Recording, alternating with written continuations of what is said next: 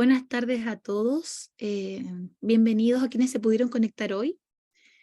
Yo soy Estefany Cabrera, soy anestesióloga. Actualmente trabajo en Clínica Alemana en Chile y junto a Francisco les queremos presentar un caso clínico que nos parece interesante de debatir, de pensarlo, y también me interesaría si tienen comentarios, si ya lo han vivido y cómo lo han resuelto. Le pusimos el título como epiglotitis, un viejo enemigo, porque la verdad es que para nosotros la epiglotitis acá es de muy baja frecuencia y fue inesperado, completamente inesperado desde el punto de vista de manejo de vía aérea, enfrentarnos a una epiglotitis. Así que con esto les doy la bienvenida al curso de hoy. Espero que sea interesante para ustedes y que puedan conversar y transmitirme todo tipo de preguntas y de ideas, y si es que han tenido casos semejantes, cómo lo han resuelto. Para mí también sería súper eh, importante para el aprendizaje continuo en vía aérea. Bueno, ahora sí les voy a poder presentar el caso que me tocó hace unos 5 meses atrás, trabajando de turno, tipo 10 de la noche. Recibimos a una paciente en la urgencia de 72 años, sin antecedentes mórbidos, excepto que era hipotiroidea, sana, y que cursaba con una historia de un resfriado común, un poco de tos, que llevaba unos 3 días de evolución, y ya el cuarto día, en la mañana, comenzó a sentir disfonía, pero luego dificultad respiratoria progresiva, por lo que su hija, que es kinesióloga, la instó a consultar en el servicio de urgencias porque le parecía muy extraño, notaba una especie de estridor. eh, Así que llegó a la urgencia, fue evaluada por un otorrino, quien le pidió un escáner, y al examen físico le hizo una nasofibro solo para mirar si es que esto era algo tipo disfonía por las cuerdas, y la verdad es que no pudo ver nada porque se encontró con una epiglotitis. Y bueno, lo que les contaba, llevaba varios días con este resfriado, un poco de coriza, un poco de tos, pero el cuarto día ya avanzó a compromiso de estado general, con fiebre y con una leve disfonía que fue progresando a través de las horas. En la urgencia fue evaluada primero por un médico general y luego el otorrino, y les llamó la atención que se podía ver hasta edema en el pilar posterior faríngeo. Y lo que les contaba, el otorrino le hizo un nasofibro y consideró que tenía una epiglotitis. Y en ese momento llamaron a anestesia, al turno de anestesia. Yo era parte del turno de anestesia, y pidiendo ayuda para realizar una intubación programada para esta paciente. En ese momento les cuento que en nuestra clínica se trabaja muchísimo de turno, somos varios roles de turno, y en ese momento estábamos todos ocupados. O sea, no hay solo un anestesiólogo, sino que somos aproximadamente 7 en total, 2 en maternidad, 2 para adulto, 1 para pediatría, y otro que está como a cargo de los pisos. Y bueno, a pesar de toda esta capacidad que tenemos y no dábamos abasto, en ese momento no existía nadie desocupado. Pero en vista de esta llamada, decidimos bajar, por supuesto, a evaluar la situación. Y la paciente había sido enviada por el otorrino a tomarse un escáner, y luego están sus imágenes. Lo bueno es que logramos llegar cuando estaba hecha ya e informado el escáner, y pudimos mirar de qué se trataba, además de examinarla a ella. Acá les voy a mostrar el escáner que pudimos rescatar después de la ficha clínica.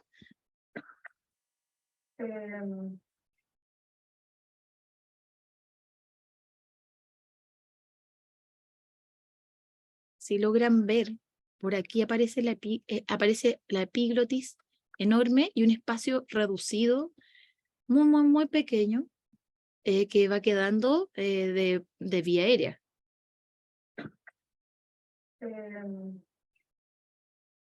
Sí.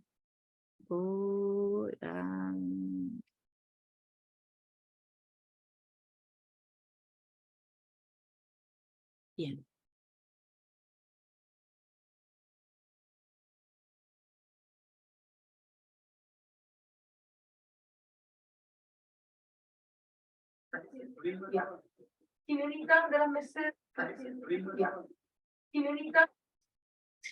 Bueno, y en una reconstrucción axial por ahí también. Vamos a ver si esta se ve un poquito mejor.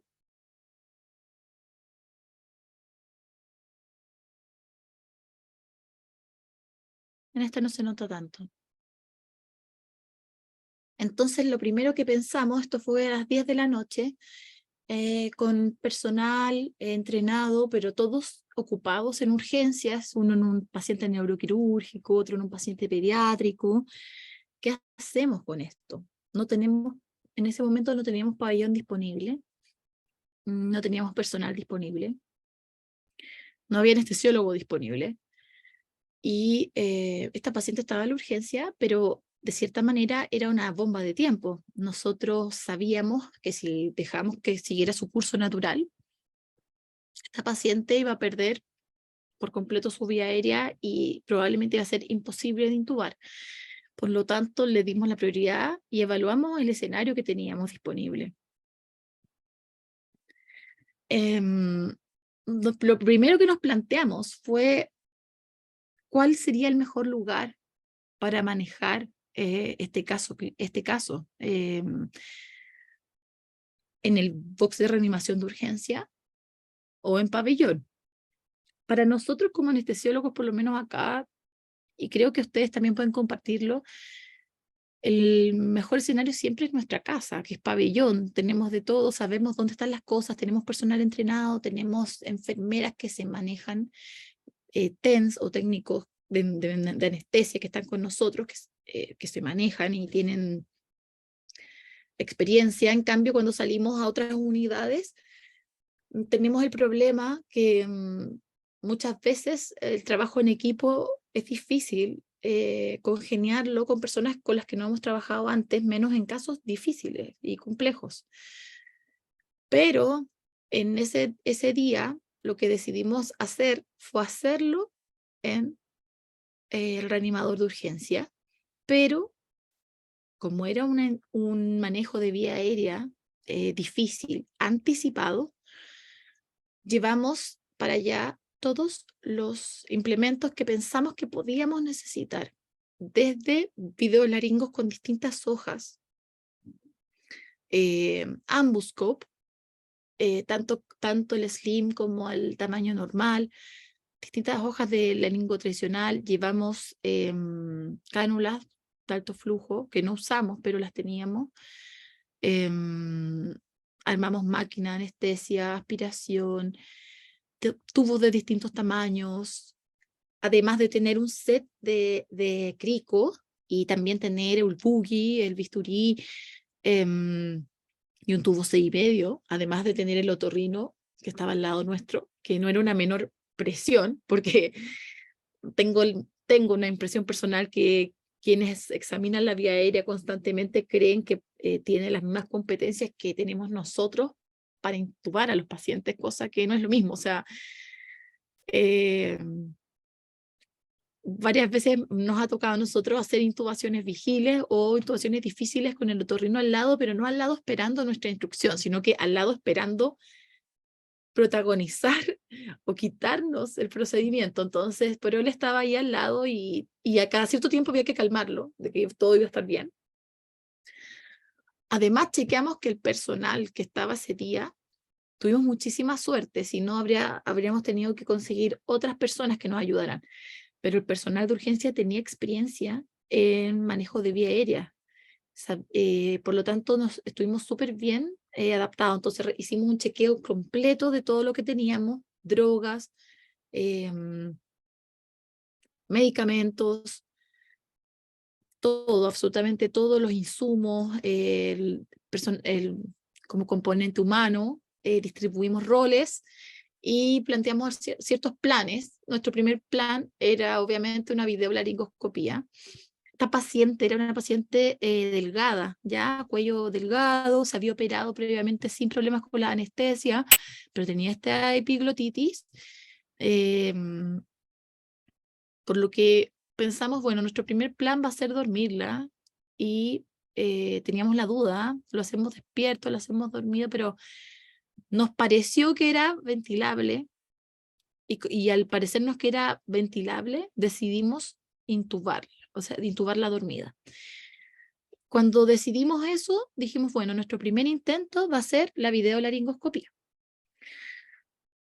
En nuestro segundo intento, o si es que ese plan fracasa y lo damos por fracasado, va a ser fibrobroncoscopio. Y el tercero, quizás, para tratar de disminuir la cantidad de intentos de intubación, nuestro plan era una cosa combinada entre videolaringoscopio y ambuscope. Y bueno,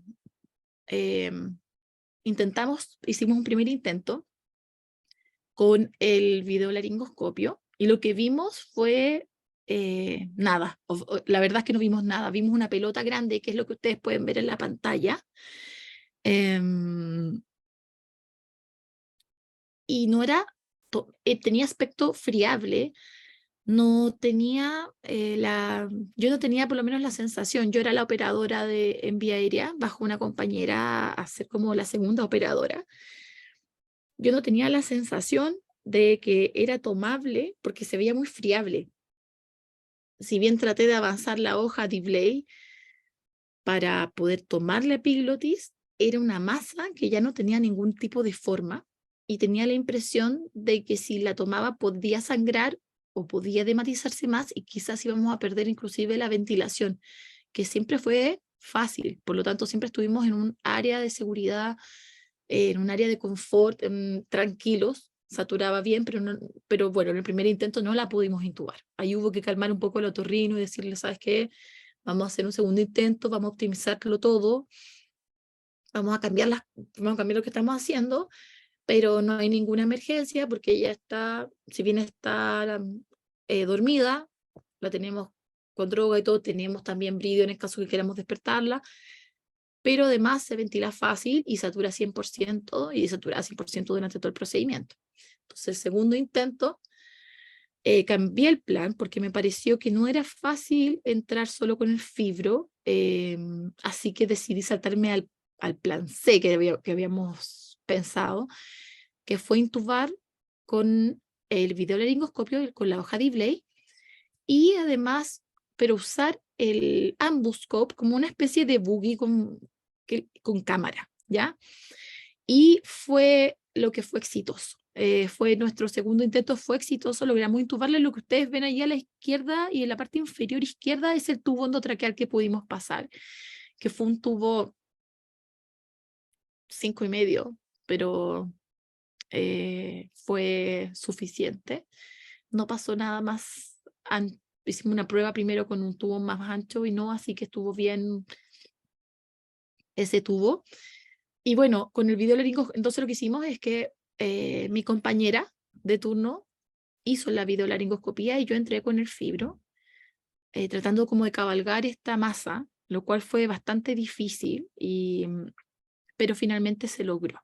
Se logró, logramos intubarla, fue un éxito. Y bueno, así se fue intubada, protegida a la UCI. Y esa fue nuestra manera de resolver esa emergencia. Obviamente no iba a ser su tubo definitivo, pero nos daba la oportunidad de poder oxigenarla bien. Entonces decidimos que ese era nuestro plan. 48 horas después, seguimos a la paciente para ver cómo evolucionó. Y en contacto siempre con el otorrino, fuimos a hacer una videolaringoscopía para mirar cómo seguía este caso, si seguía así de dematosa, si se podía programarse una extubación, qué pasaba. Y este es la grabación de la videolaringoscopía 48 horas después de esa intubación en la urgencia. Pero íbamos a mostrar más. Entonces era como... Ya, ahora que está drenando, debería ¿Mejorar? tirar para arriba. Si se fijan, esta masa roja que vimos anterior, en 48 horas evolucionó a esto, que es como lo que nosotros miramos, era como se empezó a drenar, o sea, pasó de la epiglottitis de una etapa inflamatoria a sedarse y a drenar pus constantemente, pero se mantenía obviamente alterada y edematosa, pero se tornó amarilla y finalmente la causa era bacteriana, era una epiglottitis bacteriana. ¿Mejorar? En lo personal, a mí nunca me había tocado intubar a una paciente con este diagnóstico. Así que, por supuesto que la paciente continuó intubada por más días. Pero íbamos a Esta mostrar fue Entonces era como... el día siguiente. Ahora que está drenando, debería Si ven, empieza a aparecer un poco, tirar para arriba. empiezan a aparecer un poco alguna anatomía reconocible, pero tampoco, por supuesto, que está en condiciones de ser extubada. Y esto ya es cuando llevaba una semana intubada. Es ¿Ya? como la cámara de la encima, que es como la cámara de WhatsApp. Se lo mantenía apretado en video y se lo Ahí dejaba están una, los torrinos, los de la UCI y todos conversando. Pero si se fijan, en esta grabación, si bien la epiglotis aún está inflamada, De todas maneras. se pueden distinguir estructuras de la vía aérea y se puede seguir la dirección del tubo endotraqueal, se puede ya encontrar la vallécula ¿Sabes? y levantarla un Ese día, poco. con esta misma hoja abajo, no sé, podía observar el tubo. O sea, Pero ahora ya al menos podíamos verlo. O sea, con esta videolaringoscopía ya de la semana después, nosotros podríamos haberla intubado quizás con un Buki, pero algo podíamos ver, no muy diferente a la inicial. Es ¿Ya? como la cámara de la encima, que es como la cámara de WhatsApp. Y esta fotografía fue la que logré tomar el día que decidieron ya extubarla. Esto fue aproximadamente el día 12, post-intubación en la urgencia. Y ya se fijan cómo, si bien todavía se ven algunas partes como inflamatorias o edematosas, se distingue claramente epiglotis con forma de epiglotis, cuerdas vocales y tubo, pero muy distinta a la inicial. Esta paciente estaba súper agradecida por el manejo que había tenido, por lo oportuno. Esta paciente se considera que se hicieron varias cosas bien. Hay muchas cosas que yo creo que son o cuestionables o mejorables desde nuestro manejo como anestesiólogos. Siempre dentro de lo bueno, lo que se trató de hacer fue que todo fuera oportuno, en una instancia fue lo más fluido posible, ya se tomaron las decisiones correctas y eso fue gracias también a los médicos que hicieron el diagnóstico, quien hizo la nasofibro inicial, que fue el otorrino, dijo, oigan, esto se ve pésimo, en pocas horas si la dejamos así, puede ser una emergencia de vía aérea. También se hizo un esfuerzo humano desde el punto de vista de la falta de personal y de espacio para organizarlo, pero también nos tomamos, si bien no lo hicimos en nuestro lugar en donde nos habría gustado trabajar, nos tomamos el tiempo para poder chequear todas las cosas disponibles desde nuestro punto de vista para poder hacerlo. Entonces, positivamente creemos que tomamos la decisión correcta en un momento oportuno y todo gracias a un flujo de diagnóstico, de trabajo en equipo de todos los especialistas que vieron a esta paciente. Y dentro de las cosas como mejorar, creo que siempre es como cuestionable haberla dormido o no. A nosotros nos pareció que se veía ventilable y nuestro plan era que si no la podíamos ventilar teníamos todas las ampollas de Viridium al lado para despertarla. Otro escenario que pensamos hacer, y quizás no habría estado mal, era haberlo hecho con una cánula nasal de alto flujo de entrada. Y pienso que no lo hicimos porque también estuvimos en un escenario que no era el más cómodo para nosotros, pero habría sido quizás un plus haberlo ocupado.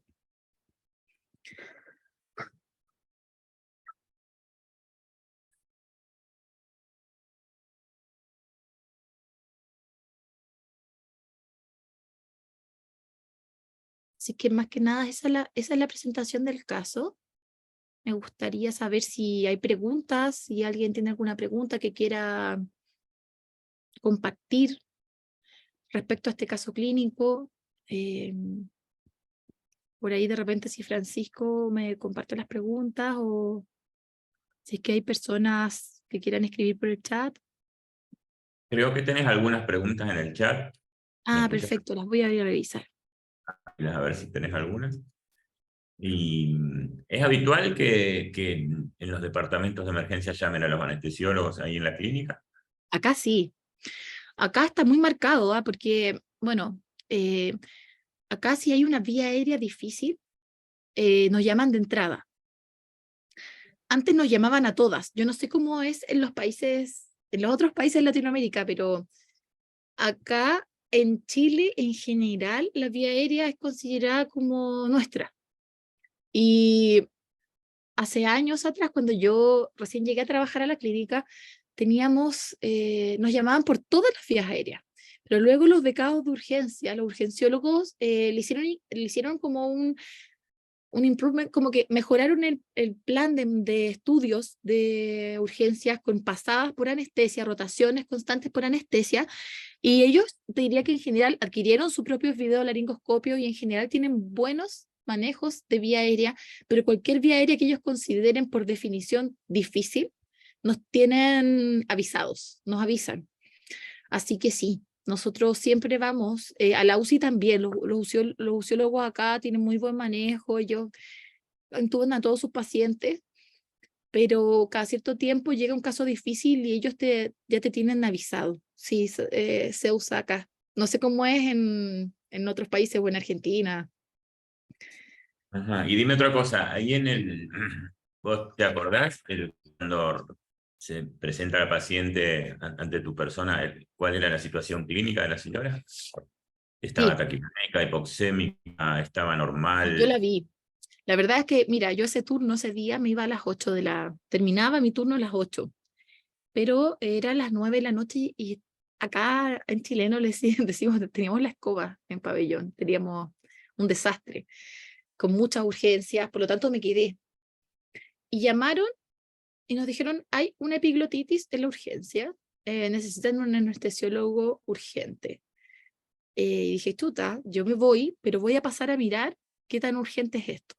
Entonces pasé y la paciente estaba taquicárdica, pero no estaba hipoxémica, saturaba 95% ambiental.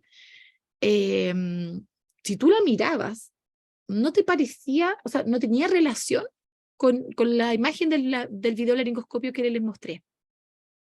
Ajá. Eh, Podría pensar, si entendí bien, que fue una indicación más profiláctica que terapéutica, por sí, la sospecha de empeoramiento en el tiempo sí, que los otorrinos y ustedes mismos pensaban que la paciente iba a desarrollar.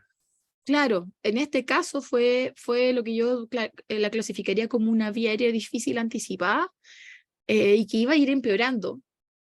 Y Exacto. que el otorrino consideró cuando hizo la nasofibro y vio el escáner y midió la vía aérea permeable que le quedaba a la paciente y calculó más o menos que este deterioro fue progresivo y rápido durante el día, dijo, mejor hagámoslo profilácticamente.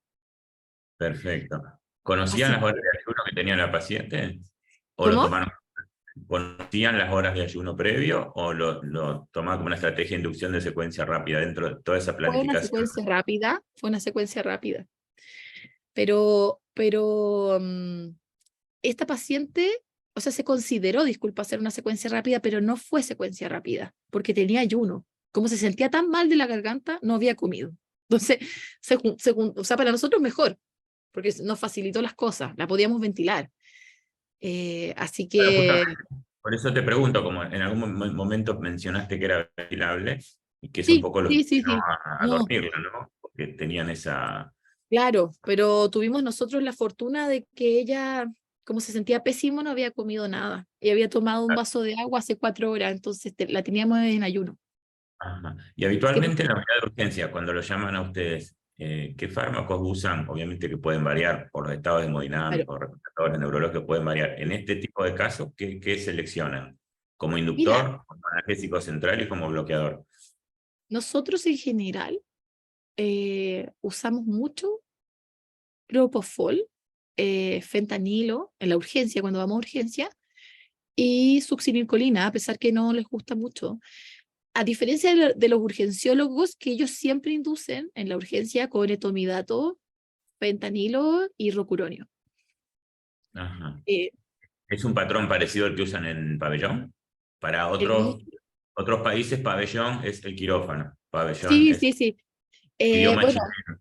nosotros en pabellón usamos, si el paciente está hemodinámicamente muy deteriorado, habitualmente hacemos cambio de propofol por etomidato, por ejemplo. Ahí hay escuelas, acá en Chile hay escuelas como fuertes, dos escuelas grandes distintas como secuencia rápida en cuanto al bloqueo neuromuscular. Yo salí de la Universidad Católica, por lo tanto soy amante de la succinilcolina y fiel creyente de la succinilcolina, por lo tanto la uso mucho. Y todos los que salimos de allá usamos mucho succinilcolina para todo lo que es manejo de vía aérea, escenario en el que tú crees que necesitas acceder muy rápido a intubar a tu paciente o piensas, antes cuando no existía el Vridion, porque ahora está disponible, que quizás necesites despertarlo. Por lo tanto, yo uso mucha succinilcolina, pero mis amigos, grandes amigos de la universidad, que salieron de la Universidad de Chile, que egresaron de allá, hacen todas sus secuencias rápidas con rocuronio. Está bien. Bueno, sí, ahí están las dos escuelas. Sí, Ahí. siempre está la disputa y ellos le ven todos los defectos y casi que debiese estar proscrita. Yo no sé si en el resto de los países de Latinoamérica usan succinilcolina o ya realmente es solo rocuronio. Pasa algo parecido. Hay escuelas que son más conceptualizadas hacia la succinilcolina y otros más hacia el rocuronio. El hecho de que en un punto nombraste al Sugamadex ahí y la disponibilidad de Sugamadex, que bueno, ahí no tendría un contexto en tu caso, pues si usaste succinilcolina, ¿no? Sí, Pero no, no. Lo teníamos disponible y también teníamos disponible cargado un rocuronio.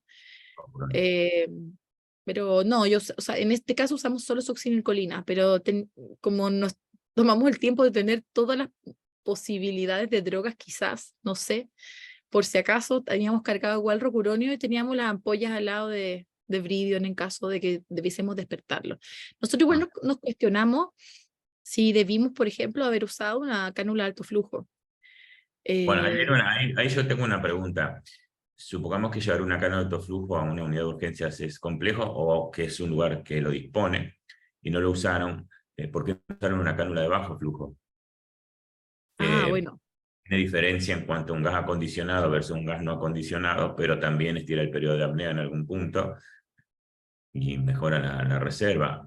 Habitualmente usan, digamos, algún modo auxiliar de brindar oxígeno mientras hacen las intervenciones laringoscópicas o habitualmente no. O sea, ¿tiene la Em, misma conducta en pabellón con la indicación de alto flujo que en la unidad de urgencias o distinta? Mira, acá la cánula de alto flujo, nosotros nos familiarizamos mucho en la época COVID, ¿ya? ¿Mm? Em, Desde ese punto de vista, yo te diría que los servicios que tienen están más familiarizados y por lo tanto lo usan más, son pabellón y UCI. En la urgencia prácticamente no se usa, no están los insumos. Si uno lo requiriera, debiera pedírselos al kinesiólogo que esté de turno respiratorio y él lleva todos los insumos a donde tú estés. Pero no es una herramienta en la que los urgenciólogos estén familiarizados de usar. Yo creo que eso le quita, o sea, te resta en los beneficios que podrías tener. Sí usamos, obvio, todo el rato puesto una cánula nasal normal, pero no es lo mismo que una cánula de alto flujo. Por ahí podrían volver a poner la imagen inicial preintubación, la imagen del videolaringoscopio o del escáner. Y poner las dos, porque acá la ¿Ambas? pregunta está Perfecto. clara. La preguntan desde Costa Rica, veo. Si Sí, querés poner y describir las dos imágenes, por favor. ningún problema.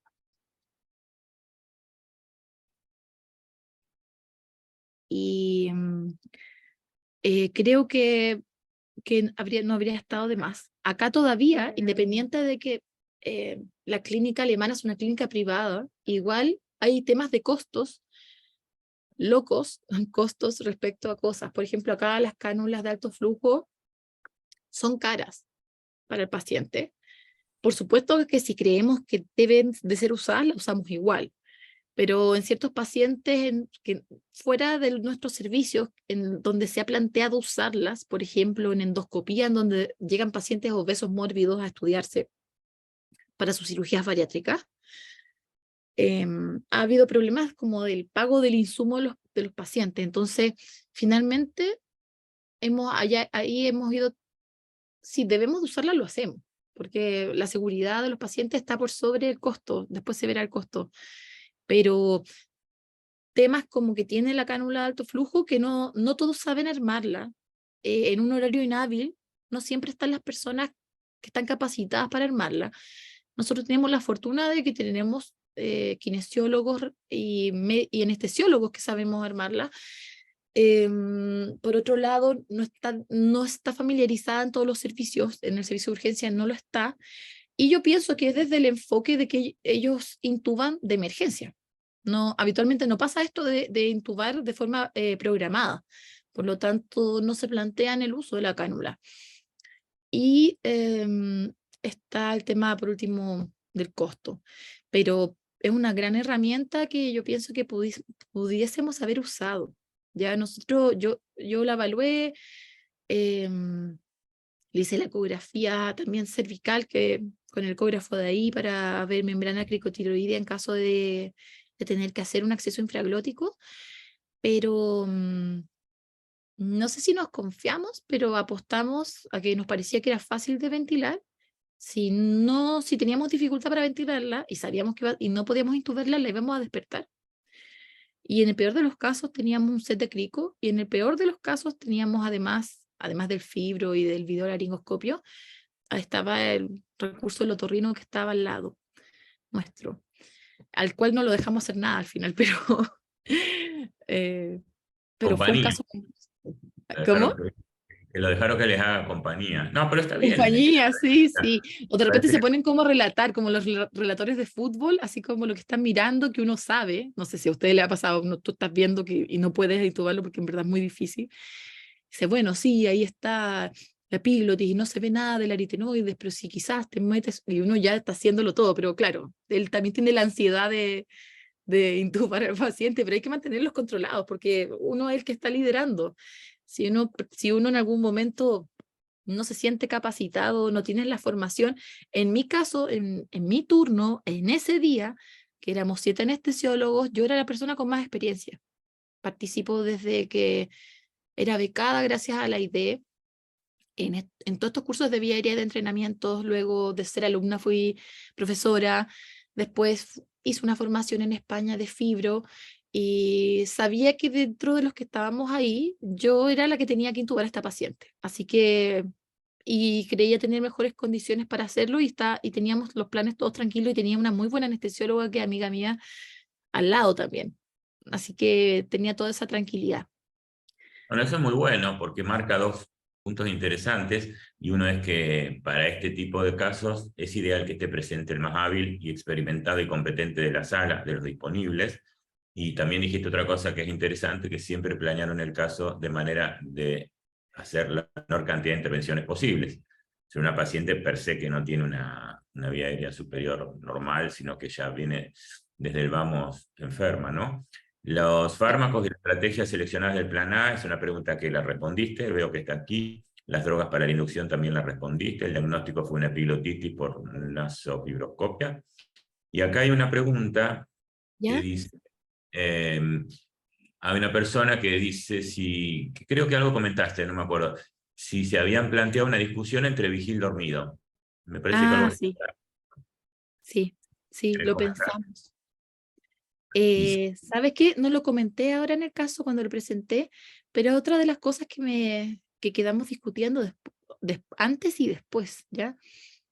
Hacerlo vigil o hacerla dormido. Ella era una paciente particularmente cooperadora, ¿ya? Entendía todo, pero cuando yo ya la evalué, si bien no estaba desaturando menos de 93%, estaba taquicárdica, estaba incómoda y ya no podía hablar. Me hacía señas como de lo que entendía o escribía ciertas cosas para expresarme lo que yo le estaba contando.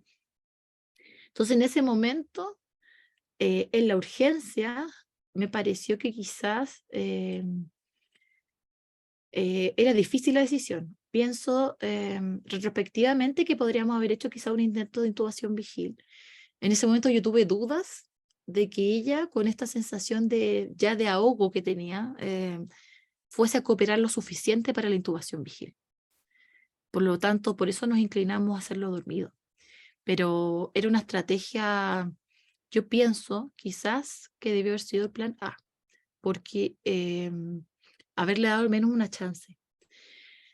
Pero la vi con esta desesperación de la disnea, de sentir que cada vez respiraba menos y pensé, bueno, le meto el fibro, despierta y quizá se descontrola o lo pasa peor, a pesar que la sede nosotros acá hacemos las intubaciones vigiles con remifentanilo como sedación y con una preparación con harta anestesia local, pero para eso requerimos un tiempo muy importante de acción. exactamente, Para, eso te iba a decir. Las vigiles no están tan acondicionadas para cuando vas a la unidad de urgencias, porque te falta el tiempo que necesitas y la preparación que necesitas. y estábamos también un poco contra el tiempo. Claro. Entonces, todas esas pequeñas cosas se sumaron, porque finalmente, en mi experiencia, y yo no sé si lo compartes también, Guillermo, la intubación vigil, el éxito de la intubación vigil está directamente relacionado con la preparación que tú hagas de tu paciente.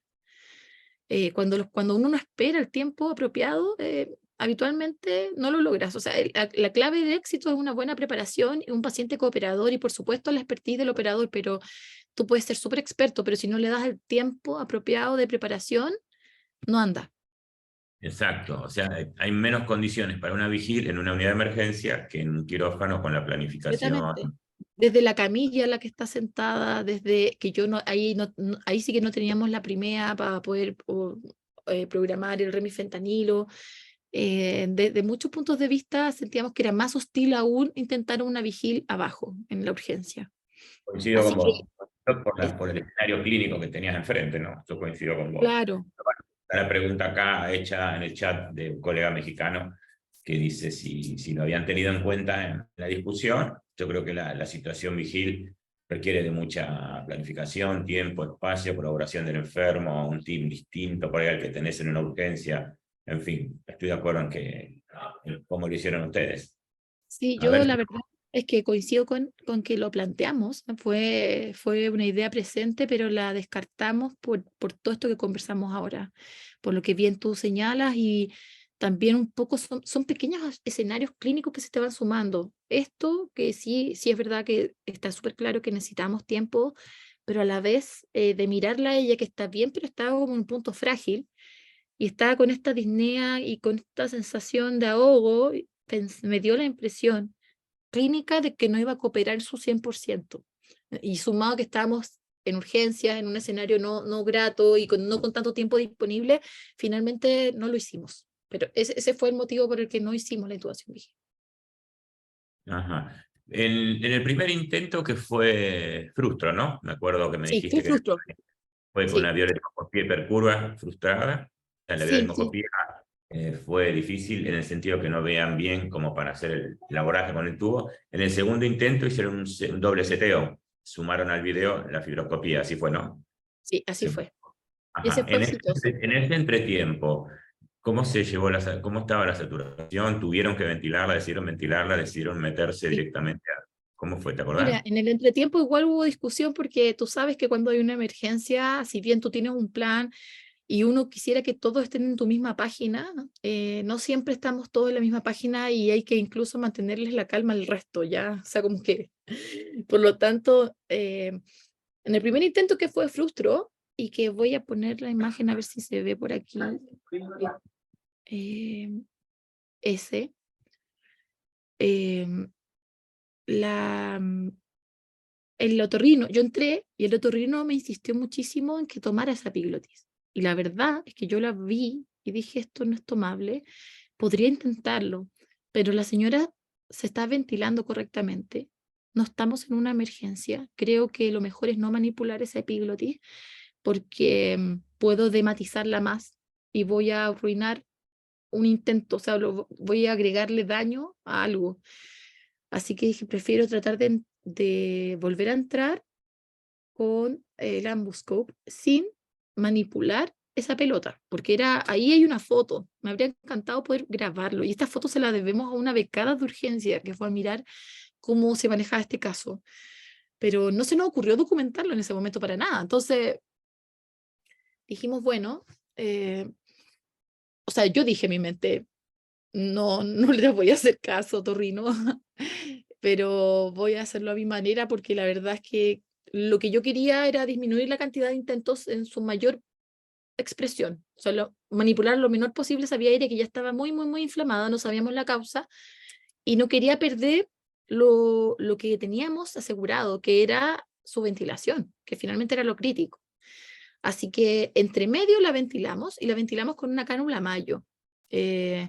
Ventilamos con cánula Mayo y anduvimos bastante bien y se mantuvo saturando siempre 98, 99, con buena capnografía, así que estuvo bastante estable y hemodinámicamente tampoco tuvimos ningún tema.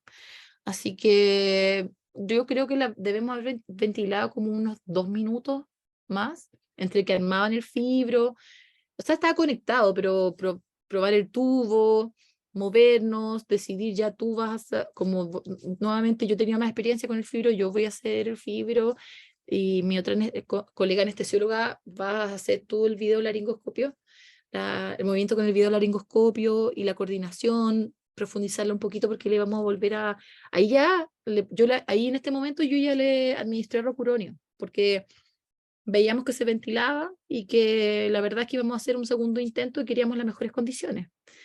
Ya había pasado el efecto de la succión. Bueno, está claro que para hacer un doble seteo, o como dice Brinco, un doble approach, que en este caso tuyo fue un Deep y un broncofibroscopio, necesitas 2 personas.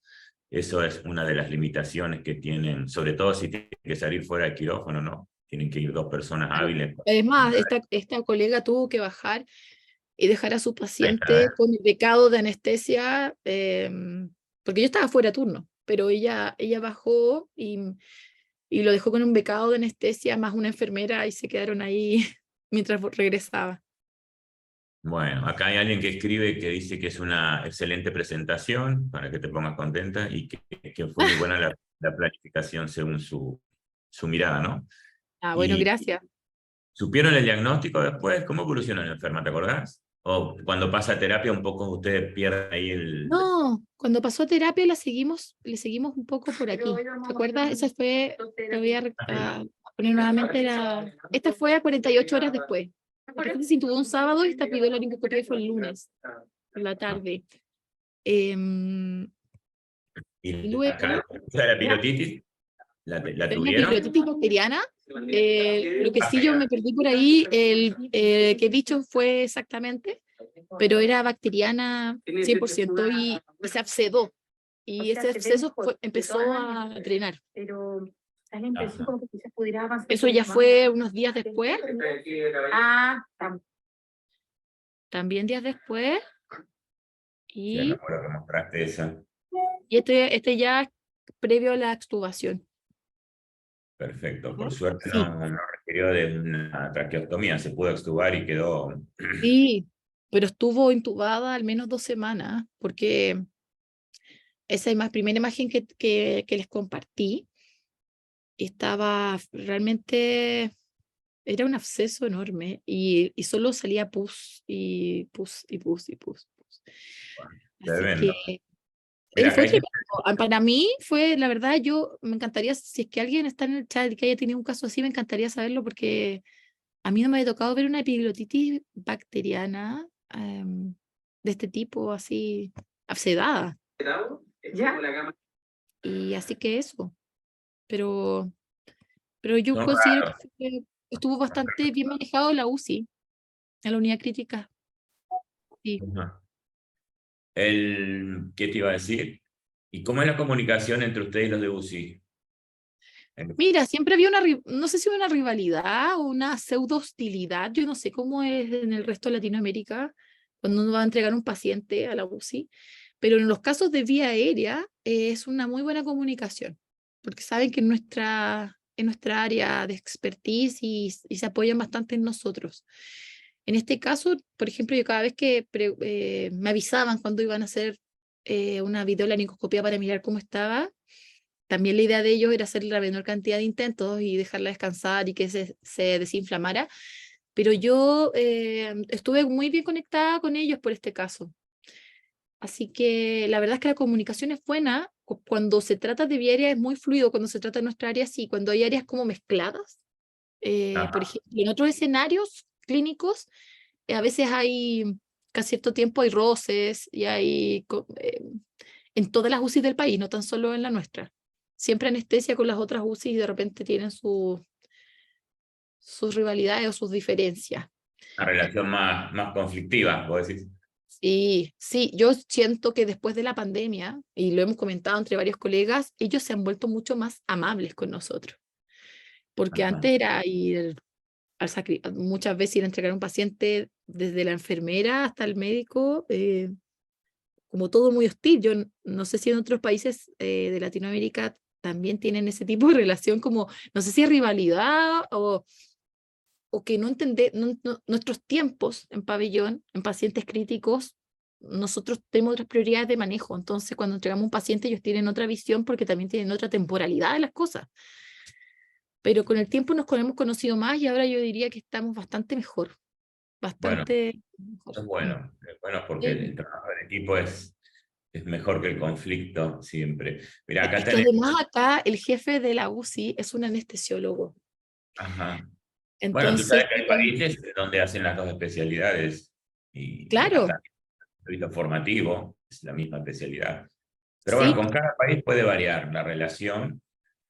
Yo creo que hay que sumar. sí, Básicamente, los anestesiólogos manejan en general personas con un diagnóstico quirúrgico que está claro, con unas valoraciones previas hemodinámicas, respiratorias, neurológicas y globales que están claras, con estudios quirúrgicos que son muy claros, y el urgenciólogo y el de cuidados críticos no maneja ese tipo de pacientes, maneja un paciente que no tiene ninguna de la información previa. Entonces yo creo que en vez de tener, y esto es personal, ¿no?, una lucha de egos, creo que sí, básicamente manejan pacientes distintos.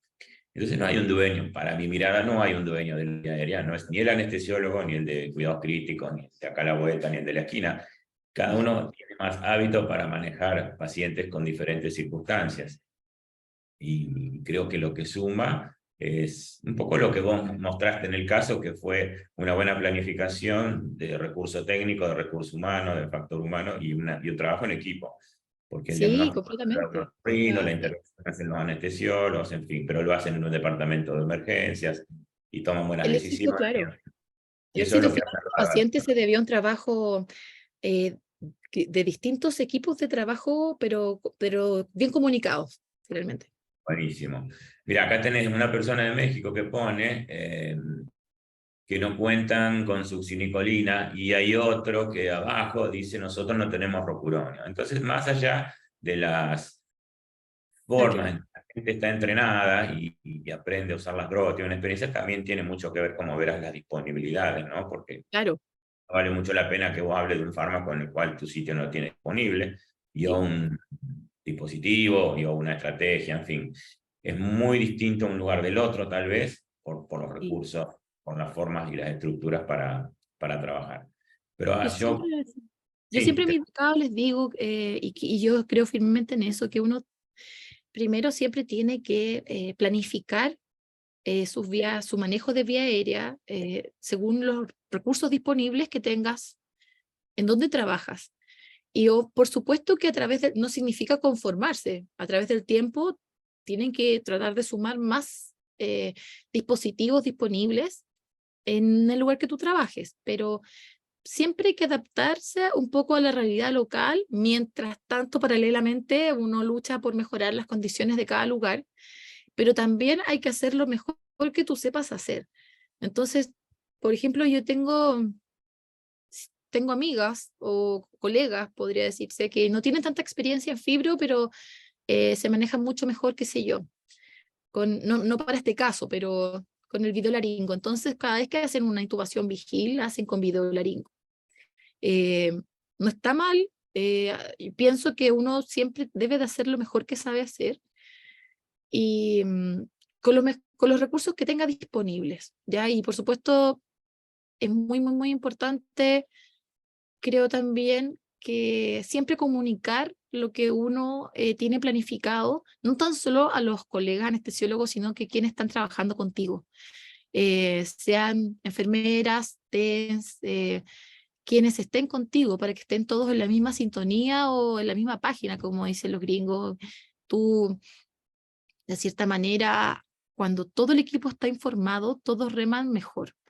Y si no tenemos disponible rocuronio, bueno, lo haremos con succinilcolina. Y si no tienes si es al revés, y no hay succinilcolina, lo haremos con rocuronio, pero ahí, ojo, si tienes solo rocuronio, quizás es mejor tratar de hacer un intento de intubación vigilante, porque quizás no vas a tener la opción de despertarlo a menos que tengas todos los frascos que necesitas de Brivion.